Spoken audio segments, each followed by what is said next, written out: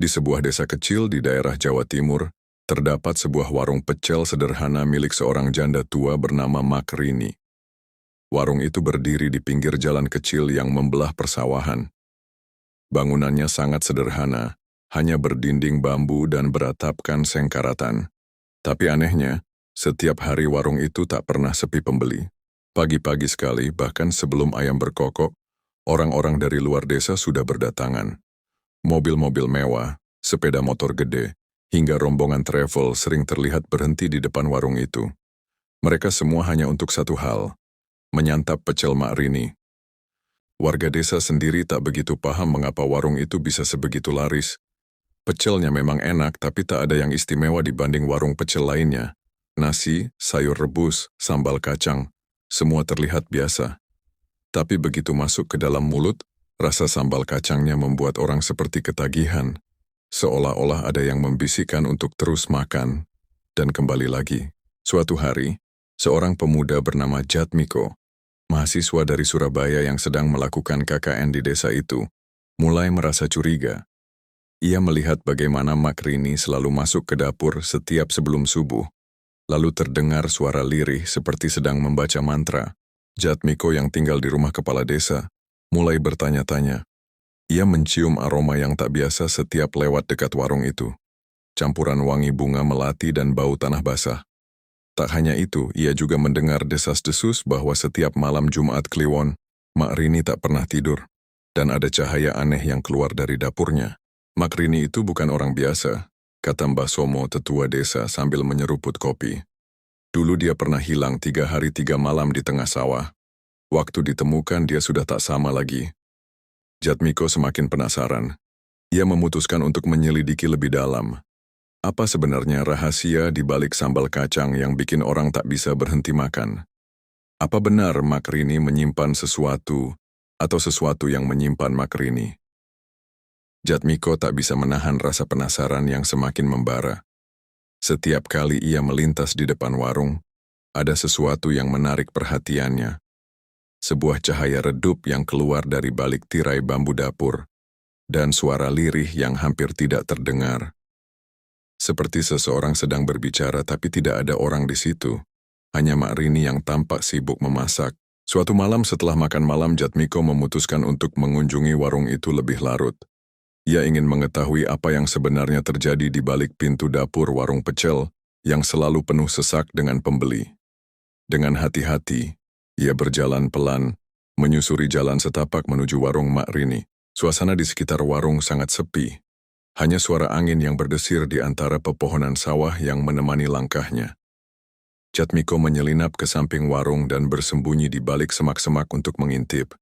Ia melihat Mak Rini sedang berdiri di depan dapur. Wajahnya tertunduk. Tapi ada yang aneh. Di sekelilingnya, ada cahaya biru samar yang berkilauan, mengelilingi tubuh Mak Rini.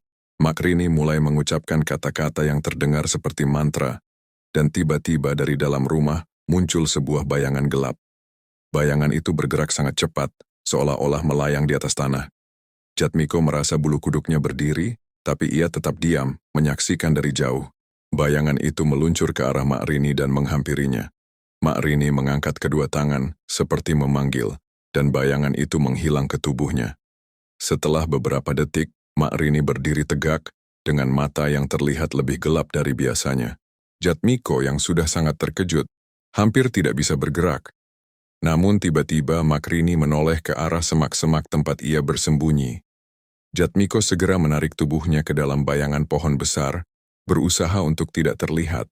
Mak Rini tampak terdiam, matanya menyapu sekitar seolah-olah merasakan sesuatu yang tidak biasa. Lalu dengan langkah tenang, ia kembali masuk ke dalam dapur, dan cahaya biru itu menghilang. Jatmiko menahan napasnya merasa sangat takut.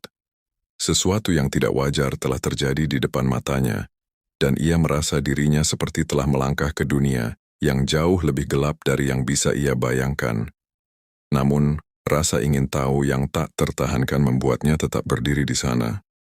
Bertekad untuk mengetahui lebih lanjut, keesokan harinya setelah kejadian malam itu, Jatmiko memutuskan untuk berbicara dengan Mbah Somo, tetua desa yang sering berbicara tentang sejarah desa dan cerita-cerita lama.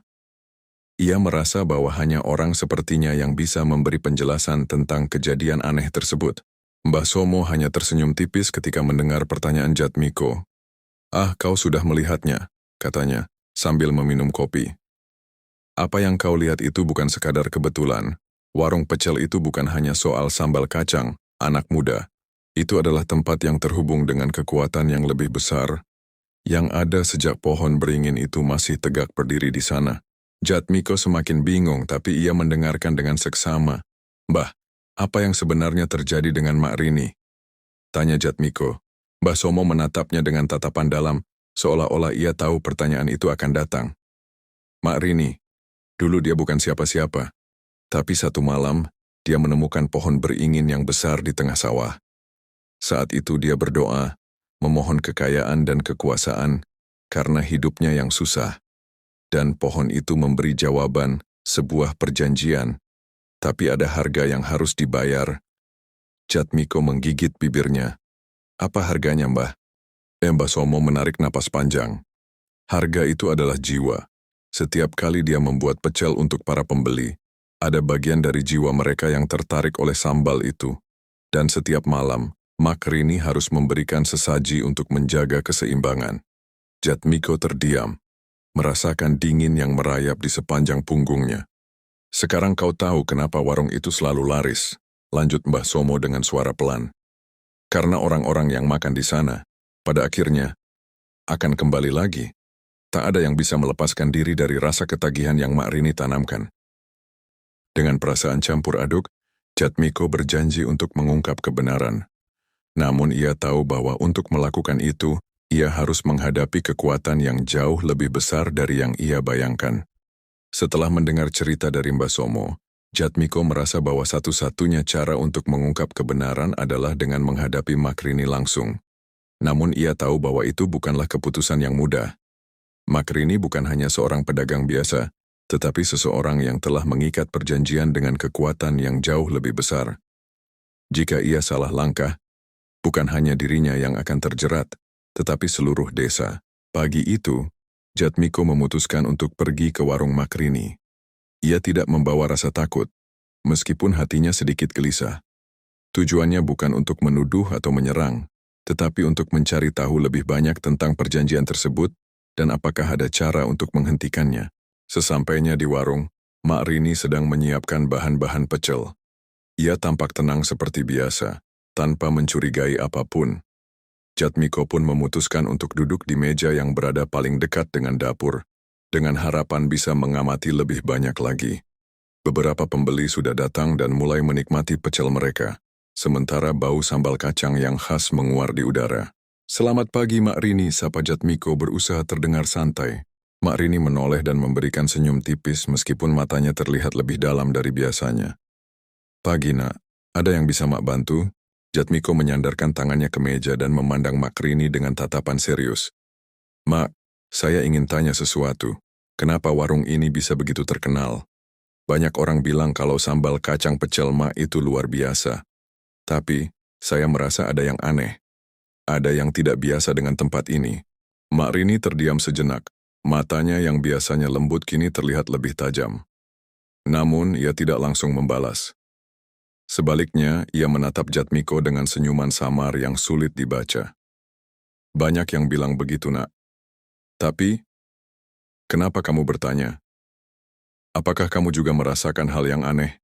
Jatmiko bisa merasakan ketegangan di udara, seolah-olah Mak Rini tahu bahwa ia sudah tahu sesuatu yang lebih besar dari sekadar sambal kacang. "Saya hanya ingin tahu, Ma, apa yang membuat orang-orang selalu kembali ke sini? Apakah ada rahasia di baliknya?" Mak Rini akhirnya menghela napas lalu mendekat. "Rahasia? Mungkin ada sedikit kebenaran dalam kata-katamu, Nak. Tapi kadang-kadang, ada hal-hal yang lebih baik tidak kita ketahui. Tidak semua orang siap untuk mendengar kebenaran." Jatmiko tak menyerah. Ia sudah mendengar cukup banyak untuk tahu bahwa warung ini bukan hanya soal pecel biasa. Ia ingin mendengar dari Mak Rini sendiri. "Mak, saya ingin tahu, apa yang sebenarnya terjadi dengan warung ini? Apa yang membuatnya bisa begitu laris? Apakah itu ada hubungannya dengan pohon beringin yang pernah ada di sana?" Mak Rini terdiam lagi. Sekarang tatapannya lebih dalam, lebih berat. Wajahnya berubah seolah-olah ia sedang memikirkan keputusan besar yang akan diambil. Akhirnya, ia mengangguk pelan. "Baiklah, nak," katanya dengan suara yang lebih rendah. "Karena kamu sudah tahu sedikit banyak, biarkan Mak ceritakan semuanya. Tapi ingat, ini bukanlah cerita yang bisa semua orang terima." Mak Rini berjalan ke belakang, menuju dapur. Jatmiko mengikutinya, hatinya berdebar-debar. Ia tahu bahwa disinilah semuanya dimulai. Di tempat yang penuh dengan sejarah kelam yang akan segera terungkap. Begitu sampai di dapur, Mak Rini membuka lemari kayu tua yang ada di pojok ruangan. Di dalamnya terdapat sebuah buku tua, diikat dengan tali kulit yang sudah usang. Dengan hati-hati, Mak Rini membukanya dan menunjukkan halaman yang telah terlipat dan tergores waktu. Ini adalah buku yang diberikan oleh pohon beringin itu, yang memberi perjanjian. Ini adalah catatan tentang apa yang harus aku lakukan untuk menjaga warung ini tetap laris dan orang-orang tetap datang. Jatmiko memandang buku itu dengan hati-hati, membaca beberapa kata yang sudah mulai memudar. Jadi, setiap malam Jumat Kliwon, Mak harus memberikan sesaji, dan sambal pecel itu mengandung sesuatu yang membuat orang kembali, bukan? Mak Rini mengangguk pelan. "Betul, nak. Setiap malam Jumat Kliwon aku harus memberikan sesaji berupa air bunga dari pohon beringin itu yang sudah aku rendam, dan itu memberi efek pada sambal pecel yang aku buat. Tapi bukan hanya itu, ada yang lebih besar yang harus aku bayar. Sesuatu yang lebih mahal dari sekadar sesaji. Aku harus memberikan sebagian dari jiwaku setiap kali seseorang memakan pecelku." Jatmiko merasa seakan dunia sekitarnya berhenti sejenak. "Jadi Mak Rini, selama ini orang-orang yang datang ke sini, mereka telah terpengaruh oleh perjanjian itu." Mak Rini menunduk menahan air mata yang hampir jatuh. "Iya, nak. Aku tahu ini salah. Tapi aku tak bisa mundur. Aku terikat pada perjanjian itu. Jika aku melanggarnya, aku bisa kehilangan semuanya, termasuk nyawaku." Jatmiko merasa hatinya dipenuhi dengan kebingungan dan empati. Ia tahu bahwa Mak Rini bukanlah orang jahat, tetapi perjanjian ini sudah mengikatnya dengan sesuatu yang jauh lebih kuat dan gelap. Ia harus membuat pilihan. Apakah ia akan membiarkan semuanya berlanjut? Ataukah ia akan mencari cara untuk memutus perjanjian itu? Meskipun konsekuensinya bisa sangat berbahaya. Jatmiko berdiri terdiam di depan Mak Rini, mulutnya terasa kering. Segalanya mulai jelas, namun semakin jelas pula betapa berbahayanya situasi yang sedang dihadapi. Mak Rini terjebak dalam perjanjian yang ia buat dengan kekuatan gelap, dan sekarang Jatmiko tahu bahwa tak ada cara mudah untuk mengakhirinya. Jika ia salah langkah, semua yang terjadi bisa berbalik menyerang. Mak Rini menatapnya dengan mata penuh penyesalan. "Nak, kau mungkin berpikir aku bisa keluar dari ini begitu saja. Tapi kenyataannya jauh lebih rumit. Pohon beringin itu bukan sekadar pohon biasa. Ia adalah entitas yang lebih tua dari desa ini, bahkan dari aku sendiri. Ia mengikatku dengan cara yang tak bisa dipahami oleh orang-orang biasa." Jatmiko merasa ada rasa kasihan yang mendalam untuk Mak Rini. Namun hatinya dipenuhi tekad. Ia tidak bisa membiarkan hal ini terus berlanjut. Warung pecel yang tampaknya biasa-biasa saja itu telah menjerat begitu banyak jiwa, tanpa mereka sadari. Ia harus mencari jalan keluar, untuknya, untuk Mak Rini, dan untuk semua orang yang telah terjebak dalam perjanjian itu. "Tapi Mak, kalau aku bisa membantu, apakah ada cara untuk menghentikan perjanjian ini?" tanya Jatmiko, berharap ada solusi yang bisa ditemukan. Mak Rini menarik napas panjang. "Mungkin ada, nak. Tapi itu tidak mudah. Hanya mereka yang berani masuk ke dalam dunia gaib dan memahami cara kerja kekuatan tersebut yang bisa memutuskan ikatan ini. Aku sendiri sudah mencoba beberapa kali tapi selalu gagal. Aku takut, nak. Aku takut kalau aku melanggar perjanjian ini semua akan berakhir dengan sangat buruk." Jatmiko mulai berpikir. Ia ingat cerita-cerita dari Mbah Somo tentang alam gaib, tentang kekuatan-kekuatan yang tak terlihat, dan tentang bagaimana orang-orang yang mencoba melawan mereka seringkali terjebak dalam perangkap yang lebih gelap. Namun, sesuatu dalam dirinya berkata bahwa ini adalah jalan yang harus ia tempuh. Ia tidak bisa membiarkan Mak Rini terus terjerat, meskipun itu berarti harus memasuki dunia yang jauh lebih gelap daripada yang pernah ia bayangkan. "Saya harus mencoba, Ma. Mungkin ada cara untuk mengakhiri perjanjian ini.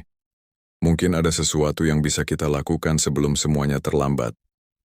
Makrini memandangnya dengan tatapan cemas, tapi kemudian ia mengangguk. Baiklah nak, aku tak bisa memaksamu. Tapi ingat, jika kau benar-benar ingin melakukannya, kau harus siap menerima konsekuensinya. Jika kau gagal, semuanya, termasuk dirimu, bisa terperangkap dalam perjanjian ini selamanya. Jatmiko merasakan ketegangan yang mencekam. Namun rasa tekadnya jauh lebih kuat dari rasa takut yang ada dalam dirinya. Ia harus mencari cara untuk memutuskan perjanjian ini. Tidak hanya untuk Makrini, tapi juga untuk keselamatan semua orang yang pernah makan di warung itu.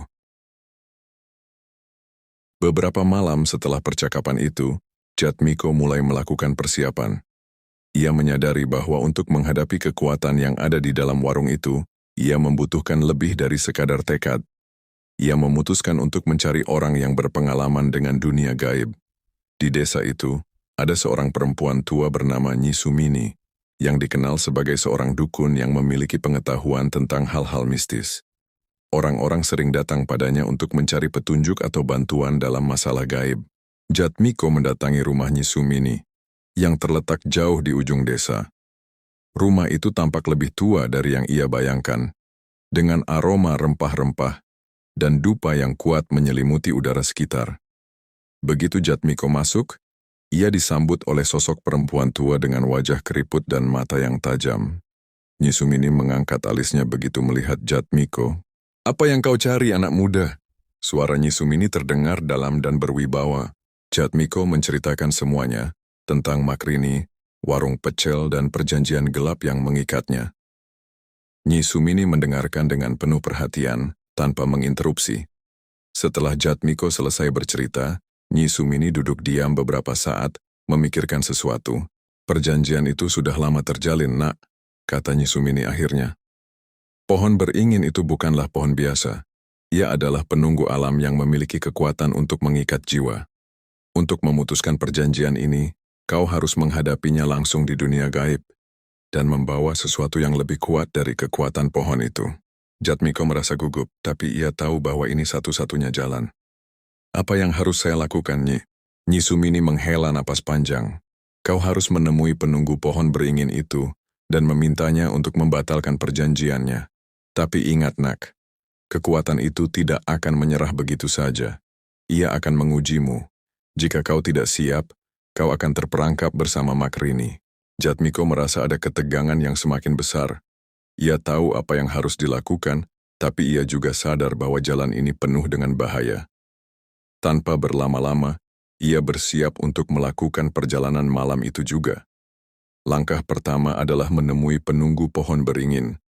Sesuatu yang lebih besar dari dirinya, lebih besar dari Makrini, dan lebih besar dari apapun yang ia bayangkan. Malam semakin larut, dan udara di desa terasa semakin dingin. Setelah mendapatkan petunjuk dari Nyi Sumini, Jatmiko merasa hatinya berdebar-debar. Ia tahu bahwa apa yang akan ia lakukan malam ini adalah langkah terakhir untuk menghentikan semua ini. Tetapi langkah itu juga penuh dengan bahaya yang tak terduga. Dengan tekad yang bulat, Jatmiko berjalan menuju pohon beringin yang telah menjadi pusat perjanjian gelap ini. Selama bertahun-tahun pohon itu selalu terlihat diam dan tak tergoyahkan. Namun malam ini, ia merasakan ada sesuatu yang berbeda. Sesuatu yang lebih besar dari yang pernah ia bayangkan. Sesuatu yang siap menguji keberaniannya. Jatmiko melangkah pelan, melewati jalan setapak yang menuju sawah. Hanya suara langkah kakinya yang terdengar di malam yang hening. Ketika ia sampai di depan pohon beringin, ia bisa merasakan suasana yang sangat mencekam. Cahaya rembulan yang memancar dari balik awan seakan hanya cukup untuk menerangi sebagian dari pohon itu. Sementara sebagian besar tertutup dalam bayangan hitam yang membekas di tanah. Pohon beringin itu berdiri tinggi dan besar, cabang-cabangnya membentuk sebuah jaringan yang menyerupai tangan yang menjulur ke langit. Jatmiko bisa merasakan ada kekuatan yang bergetar di udara, seolah-olah pohon itu hidup dan sedang mengamatinya. Beberapa detik berlalu dengan ketegangan yang semakin terasa, sampai akhirnya, Jatmiko mengumpulkan seluruh keberaniannya. Dengan suara pelan namun tegas ia mulai berbicara. "Aku datang untuk memutuskan perjanjian ini. Aku datang untuk mengakhiri semuanya. Aku tidak takut dengan kekuatanmu. Suasana menjadi semakin tegang, dan angin mulai bertiup kencang. Tiba-tiba dari dalam kegelapan pohon beringin, muncul sebuah suara dalam yang berat, seperti datang dari kedalaman bumi. Berani sekali kau datang, anak muda. Suara itu bergema, membuat Jatmiko merinding. Kau tahu apa yang telah kau pilih, bukan? Untuk mengakhiri perjanjian ini, berarti mengorbankan sesuatu yang sangat berharga, jiwa yang terikat di dalamnya. Jatmiko tidak mundur. Ia tahu bahwa perjanjian ini sudah terlanjur membawa banyak orang ke dalam kegelapan. Aku tahu, tapi aku tak akan membiarkan Makrini dan orang-orang lain terus menderita karena perjanjian ini. Aku akan mengakhirinya, apapun risikonya. Suara itu kembali bergema, lebih dalam dan lebih mengancam. Kau pikir kau bisa menghentikan kekuatan yang sudah ada sejak zaman dahulu? Kau pikir kau lebih kuat dari pohon beringin ini? Kekuatan yang sudah mengikat jiwa-jiwa ini sejak pertama kali warung pecel itu dibuka? Tiba-tiba, cahaya biru yang samar mulai muncul di sekitar pohon, menyelimuti Jatmiko dalam kilauan mistis. Dalam sekejap, bayangan gelap mulai menyelimuti tanah, dan dari bawah akar pohon, sebuah wujud tinggi dan gelap mulai muncul. Wujud itu tidak jelas bentuknya, tetapi aura kegelapannya begitu kuat, membuat Jatmiko hampir tak bisa bernapas. Jika kau ingin memutuskan perjanjian ini, suara itu berkata, maka kau harus melewati ujian yang akan menguji jiwamu. Hanya mereka yang benar-benar berani dan tak takut kehilangan segalanya yang bisa melakukannya. Jika kau gagal, maka kau akan menjadi bagian dari dunia ini selamanya. Jatmiko merasa ketakutan yang mendalam, namun ia tidak boleh mundur. Ia sudah sampai di titik ini, dan apapun yang terjadi, ia harus terus maju. Saya siap. Saya akan menghadapi ujianmu. Wujud itu mengeluarkan gelak tawa yang dalam dan mengerikan, dan tiba-tiba semua berubah menjadi gelap. Jatmiko merasa dirinya seperti ditarik ke dalam kegelapan yang sangat pekat, tidak ada suara, tidak ada cahaya, hanya keheningan yang menakutkan. Ia merasa seperti tenggelam dalam ruang tanpa batas. Sekitar beberapa detik yang terasa seperti berjam-jam, Jatmiko akhirnya merasa cahaya kembali muncul. Tetapi kali ini, ia berada di tempat yang sangat asing. Ia berdiri di sebuah ruangan luas yang tampaknya tak berujung, dikelilingi oleh bayangan yang bergerak. Di tengah ruangan, ada sebuah altar dengan benda-benda misterius yang tersebar di sekelilingnya. Sebuah lokasi yang menyerupai dunia gaib. Di tengah altar itu, tampak sebuah patung yang sangat besar, menyerupai sosok makhluk gaib dengan wajah yang menakutkan. Matanya kosong, tapi Jatmiko merasa seolah-olah ia sedang diperhatikan dengan sangat tajam. Untuk melanjutkan, kau harus menghadapi takut terbesarmu. Suara itu terdengar lagi. Kali ini lebih keras, lebih mengancam. Apa yang akan kau pilih? Apakah kau akan mundur? Ataukah kau akan menghadapinya? Jatmiko merasa keringat dingin merayap di tubuhnya. Ia tahu bahwa apa yang dimaksud dengan takut terbesar adalah sesuatu yang sangat pribadi, yang bisa menghancurkan semangatnya. Namun, ia sudah tahu apa yang harus dilakukan. Ia harus menghadapinya, mengatasi rasa takut itu, atau ia akan terjebak selamanya. Dengan tekad yang menggebu, Jatmiko melangkah ke depan mendekati altar. Saya tidak takut lagi. Saya akan menghadapi semua ketakutan ini dan menghentikan perjanjian ini. Begitu ia menyentuh patung itu, cahaya yang sangat terang menyelimuti ruangan, dan suara itu menghilang. Semua yang ada di ruangan itu mulai terpecah menjadi serpihan cahaya yang menghilang satu persatu. Jatmiko merasakan tubuhnya kembali bergerak, dan dalam sekejap ia kembali berdiri di depan pohon beringin, di tempat yang sama seperti sebelumnya. Namun kali ini, pohon itu tampak lebih tenang. Kekuatan yang selama ini ada di sana, tampaknya telah menghilang. Jatmiko tersenyum, merasa ada kelegaan yang besar, tapi ia tahu bahwa ini hanyalah awal dari perjalanan yang lebih panjang. Perjanjian itu mungkin sudah terputus, tetapi ada harga yang harus dibayar, dan ia belum tahu apa itu. Jatmiko berdiri di depan pohon beringin, merasa seolah-olah dunia di sekitarnya telah berubah. Cahaya rembulan yang semula redup kini terasa lebih terang, dan angin yang sempat mencekam, kini berhembus lembut. Ia merasa seolah-olah beban yang berat telah terangkat dari pundaknya. Namun jauh di dalam hatinya, Ia tahu bahwa perjuangannya belum berakhir. Ia baru saja memutuskan perjanjian yang telah mengikat banyak jiwa. Namun ada harga yang harus dibayar. Pohon beringin yang sebelumnya gelap dan misterius kini terlihat lebih tenang dan sepi. Tidak ada lagi suara-suara gaib yang bergema, dan Jatmiko bisa merasakan bahwa kekuatan yang mengikatnya sudah terlepas. Namun, satu hal yang ia rasakan adalah adanya ketegangan yang belum hilang. Ada sesuatu yang tersisa, sesuatu yang menunggu untuk dihadapi. Jatmiko kembali menatap pohon itu, berusaha mencerna semuanya. Tiba-tiba suara Makrini terdengar dari belakangnya, memecah keheningan. "Nak, kau berhasil," katanya dengan suara gemetar, namun ada kelegaan yang jelas terdengar dalam nada suaranya. "Aku merasa sesuatu telah berubah.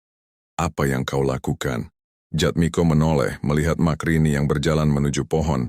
Wajahnya tampak penuh kebingungan, namun juga ada sedikit harapan di matanya. "Mak, perjanjian itu sudah diputuskan," jawab Jatmiko dengan suara tegas. "Kekuatan dari pohon itu sudah hilang. Warung ini, semuanya, akan kembali normal." Namun saat ia berbicara, tiba-tiba angin kencang kembali berhembus. Dan suara itu, suara yang ia dengar di dunia gaib, kembali terdengar. Kali ini, suaranya lebih mengancam, lebih penuh kebencian. "Kau pikir kau sudah mengakhiri semuanya, Nak?" Suara itu bergema, menggetarkan tanah di bawah kaki mereka.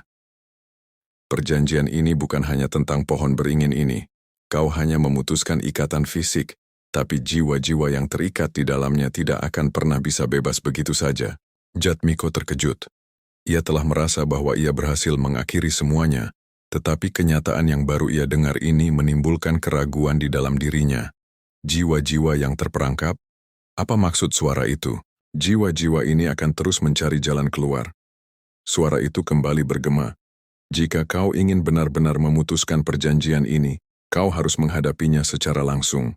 Tidak hanya pohon ini, tapi juga mereka yang terikat." Tiba-tiba, tanah di sekitar mereka mulai bergetar, dan bayangan gelap mulai muncul dari bawah tanah. Makrini terjatuh ke lutut, gemetar ketakutan. "Jatmiko, apa yang terjadi? Aku merasa seperti ada yang ingin keluar. Ada yang ingin membebaskan diri." Jatmiko melihat dengan cepat, dan dalam sekejap beberapa wujud kabur mulai terbentuk di udara sekitar mereka. Jiwa-jiwa yang terperangkap dalam perjanjian itu mulai muncul. Sosok-sosok yang tampak seperti manusia, namun wajah mereka terdapat kekosongan yang mengerikan. Dan tubuh mereka tampak seperti bayangan gelap yang terus bergerak tanpa arah. "Kami terperangkap karena perjanjian ini. Kami tidak bisa bebas hanya dengan memutuskan ikatan fisik pohon ini." Salah satu jiwa itu berkata dengan suara serak. "Kau harus memberi kami apa yang kami inginkan, atau kami akan terus menghantuimu, menghantui semua yang ada di sekitar sini." Jatmiko merasa ketakutan yang mendalam. Ia menyadari bahwa tidak hanya pohon beringin yang harus dihadapi, tetapi juga jiwa-jiwa terkutuk yang terperangkap selama bertahun-tahun. Mereka kini mencari jalan keluar, dan mereka ingin balas dendam. Makrini memegang tangannya dengan erat, matanya penuh air mata. "Jatmiko, aku tidak tahu bagaimana cara menghadapi mereka. Mereka adalah jiwa-jiwa yang pernah mengunjungi warung ini. Mereka yang telah terjerat dalam perjanjian ini. Aku tak bisa membebaskan mereka dan mereka tidak akan berhenti jika aku tidak membayar harga yang mereka inginkan." Jatmiko mengumpulkan keberaniannya, meskipun ketakutan merayap dalam dirinya. "Ma, kita harus mencari cara untuk membebaskan mereka. Aku tak akan membiarkan mereka terus terjebak. Jika kau ingin membebaskan kami," suara salah satu jiwa itu bergema, "kau harus memberikan jiwa. Salah satu dari kalian harus mengorbankan diri untuk kami. Hanya dengan itu kami bisa bebas, dan perjanjian ini bisa diputuskan selamanya." Jatmiko terdiam, hatinya dihimpit oleh beban yang sangat besar. Ia tahu bahwa perjanjian ini bukan hanya tentang mengakhiri ikatan fisik, tetapi tentang pengorbanan yang jauh lebih besar. Mengorbankan satu jiwa untuk membebaskan banyak jiwa yang terperangkap. Ia menatap Makrini dengan penuh ketegasan. "Mak, aku siap. Aku yang akan mengorbankan diriku untuk membebaskan semuanya." Namun sebelum Makrini bisa berbicara, suara itu kembali terdengar. Tidak, nak, pekiknya. Tidak ada yang perlu mengorbankan dirinya. Aku akan menghadapinya. Ini adalah kesalahanku. Aku yang terikat pada perjanjian ini. Aku yang harus membayar harga ini, bukan kamu. Mak Rini bangkit dengan susah payah, dan dengan keberanian yang luar biasa ia berjalan ke arah jiwa-jiwa yang terperangkap. Jiwa-jiwa itu mulai bergerak mendekatinya. Jatmiko merasa bahwa apa yang akan terjadi selanjutnya adalah sebuah pengorbanan yang tidak bisa dihindari. Mak Rini melangkah perlahan menuju jiwa-jiwa yang terperangkap, wajahnya penuh tekad, meskipun ada rasa takut yang jelas terlihat di matanya. Jatmiko berdiri di belakangnya, hati berdebar, tidak yakin apakah keputusan ini benar atau tidak. Suasana malam yang mencekam semakin terasa, seperti menunggu momen penting yang akan menentukan segalanya. Jiwa-jiwa yang terbentuk dari bayangan gelap itu mendekat, semakin banyak, semakin nyata. Wajah mereka kosong dan tak bernyawa, tubuh mereka tampak terdistorsi seperti bayangan yang berkedip, namun ada sesuatu yang sangat nyata di dalamnya. Keinginan untuk bebas, untuk membalas dendam. Mereka mengelilingi Mak Rini dengan gerakan lambat dan tak teratur. Kami telah menunggu lama. Salah satu jiwa itu berbicara dengan suara serak hampir tak terdengar. Perjanjian ini telah mengikat kami dan kini kami harus bebas. Jika ada yang ingin menebus kesalahan ini, salah satu dari kalian harus mengorbankan jiwa mereka. Mak Rini berhenti beberapa langkah dari mereka, menatap penuh keputusasaan dan keteguhan. Aku yang terikat pada perjanjian ini, katanya dengan suara yang bergetar. Aku yang telah membuat kesalahan ini, dan aku yang akan membayar harga yang harus dibayar. Biarkan jiwa-jiwa ini bebas. Jatmiko ingin berlari untuk menghentikannya, namun sebuah kekuatan tak terlihat menahannya. Ia merasa seolah-olah ada ikatan tak terlihat yang membatasi dirinya, membuatnya tidak bisa bergerak. Mak, jangan, tidak perlu ada yang mengorbankan jiwa, serunya dengan suara cemas. Namun Mak Rini mengangkat tangannya, memandang Jatmiko dengan mata yang penuh dengan rasa sayang dan penyesalan. Nak, ini adalah satu-satunya jalan agar semuanya bisa berakhir. Aku yang membuat kesalahan ini, aku yang harus membayar. Salah satu jiwa yang mengelilinginya tersenyum tipis, sebuah senyuman yang penuh kebencian. Kau benar, Mak Rini. Kami hanya menunggu pengorbananmu. Hanya dengan pengorbananmu, kami bisa bebas, dan perjanjian ini akan berakhir. Tidak ada cara lain. Mak Rini menatap pohon beringin yang besar, dan kemudian matanya tertuju pada warung pecel yang sederhana itu. Tiba-tiba, ia menyadari sesuatu. Keberadaan warung ini, kehidupan yang telah ia bangun dengan kerja keras dan cinta, juga merupakan bagian dari kesalahan ini. Semua orang yang datang ke warung ini, yang makan di sana, bahkan Jatmiko, telah terhubung dengan perjanjian ini, meskipun mereka tidak tahu. Ia menyadari bahwa untuk memutuskan ikatan ini sepenuhnya, tidak hanya jiwa-jiwa terperangkap yang harus dibebaskan, tetapi juga warung itu dan seluruh kehidupan yang ada di sekitarnya harus dibersihkan dari kutukan ini. Namun, itu hanya bisa dilakukan dengan pengorbanan total. Dengan suara yang semakin lirih, Mak Rini berkata, "Aku siap, Nak. Aku akan mengorbankan diriku untuk kebebasan semua orang. Untukmu, untuk warung ini, dan untuk semuanya." Saat ia mengucapkan kata-kata itu, bayangan gelap yang mengelilinginya mulai bergerak dengan cepat, semakin kuat, semakin menggulung tubuhnya. Jiwa-jiwa itu mengangkat tangan mereka, dan dalam sekejap, tubuh Mak Rini dikelilingi oleh energi gelap yang begitu kuat, seakan-akan semua energi negatif itu ingin menelan dirinya. Jatmiko merasakan sebuah kekuatan besar yang mengikat tubuhnya, membuatnya terjatuh ke lutut. Ia bisa merasakan perubahan besar yang sedang terjadi, dan hatinya terasa hancur melihat Mak Rini yang semakin terhisap oleh kegelapan. "Mak, tidak!" teriak Jatmiko, berusaha untuk bangkit dan berlari, tetapi ia tidak bisa bergerak. Saat itu, suara yang datang dari dalam kegelapan terdengar lagi. "Pengorbananmu sudah diterima, Mak Rini. Jiwa-jiwa ini kini bebas, dan perjanjian ini akan segera berakhir. Namun, ada harga yang harus dibayar untuk kebebasan ini." Mak Rini mengangkat tangannya yang sudah terlalu lemah. Matanya mulai tunduk, namun ada sebuah senyuman pasrah di wajahnya. "Tidak ada jalan lain, Nak. Aku harus membayar harga ini, agar semuanya bisa kembali seperti semula. Dengan satu dorongan terakhir, Mak Rini mengangkat tangan dan merangkul semua bayangan gelap yang ada di sekitarnya. Energi gelap itu menghisapnya sepenuhnya, menelan tubuhnya dalam putaran kegelapan yang mengerikan. Jatmiko tidak bisa berkata-kata.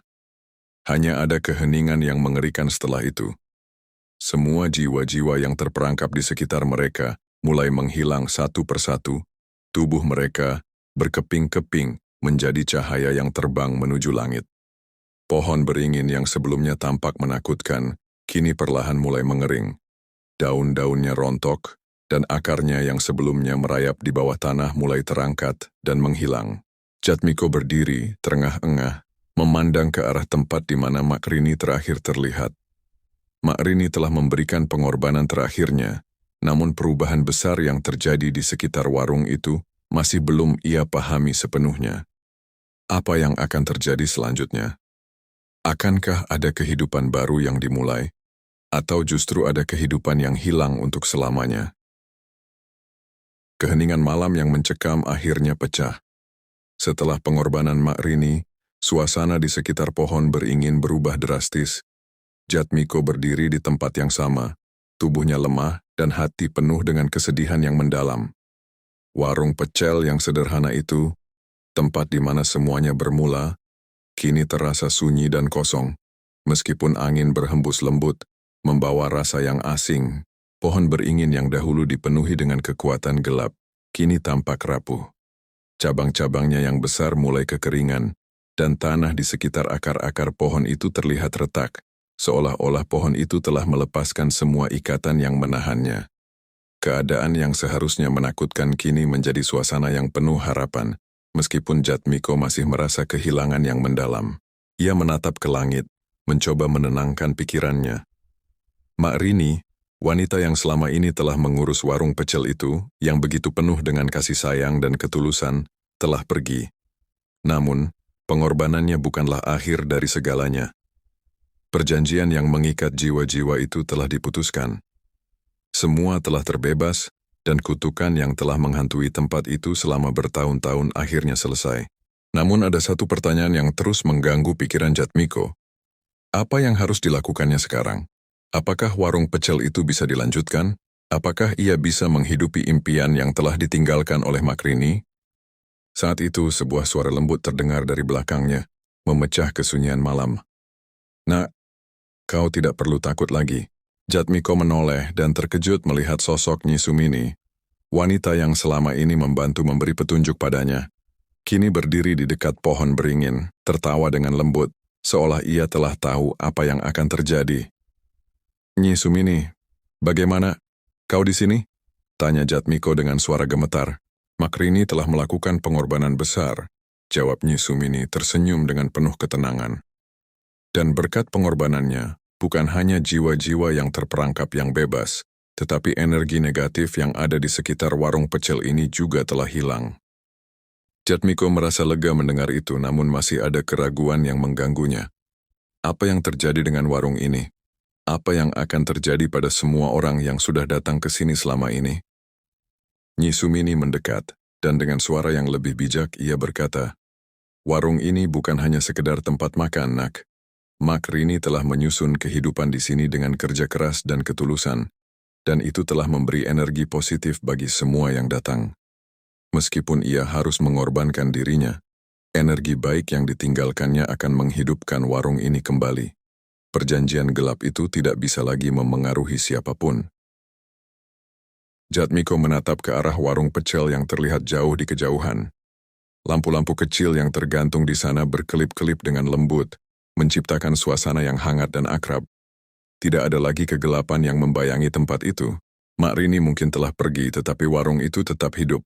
Warung pecel sederhana yang selalu ramai, tempat yang selalu penuh dengan tawa dan kebahagiaan. Jatmiko tahu bahwa dia harus meneruskan apa yang telah dibenahi Mak Rini. Ia tidak bisa membiarkan warung ini menjadi kenangan. Ia harus menjaga legasi Mak Rini dan memberikan kebahagiaan kepada orang-orang yang datang ke sana. Nyi Sumini melihat Jatmiko dengan penuh pengertian. "Perjalananmu belum selesai, Nak. Ini adalah awal dari sesuatu yang baru. Kekuatan kebaikan yang telah diwariskan Makrini akan mengalir dalam dirimu, dan kini waktunya bagimu untuk meneruskan perjuangan ini. Jatmiko mengangguk pelan, sebuah keputusan bulat terbentuk dalam hatinya. Aku akan melanjutkan warung ini. Makrini tidak akan pernah dilupakan. Aku akan menjaga tempat ini dan membuatnya berkembang seperti yang dia impikan. Ketika ia menatap kembali ke arah warung pecel, ia merasakan adanya kekuatan baru yang mengalir. Semuanya terasa lebih terang. Tidak ada lagi rasa takut atau kecemasan. Energi yang bersih dan penuh harapan kini mengelilingi tempat itu, menggantikan segala kekuatan gelap yang pernah mengikatnya. Makrini, aku berjanji, bisik Jatmiko. Warung ini akan tetap hidup dan setiap orang yang datang ke sini akan merasakan kebaikan dan kasih sayang yang telah kau tanamkan. Dengan keyakinan itu, Jatmiko melangkah menuju warung pecel. Tanda kehidupan baru mulai tumbuh. Seluruh desa yang selama ini terhimpit dalam ketakutan, kini bisa bernapas lega. Warung pecel yang sederhana itu bukan hanya sebuah tempat makan, tetapi juga sebuah simbol kebebasan dan pengorbanan. Saat langkahnya semakin mendekat, cahaya terang dari lampu-lampu warung itu terasa semakin hangat. Semua yang telah terjadi, pengorbanan, perjanjian gelap, dan kebebasan, seakan membimbingnya untuk memulai sesuatu yang baru. Sesuatu yang lebih baik, lebih terang, dan lebih penuh dengan harapan. Jatmiko tahu, perjalanan ini belum berakhir. Akan ada tantangan baru, tetapi ia siap menghadapinya. Ia tidak akan lagi berada dalam bayang-bayang kegelapan, karena kini ia telah menemukan cahaya yang sesungguhnya. Tamat.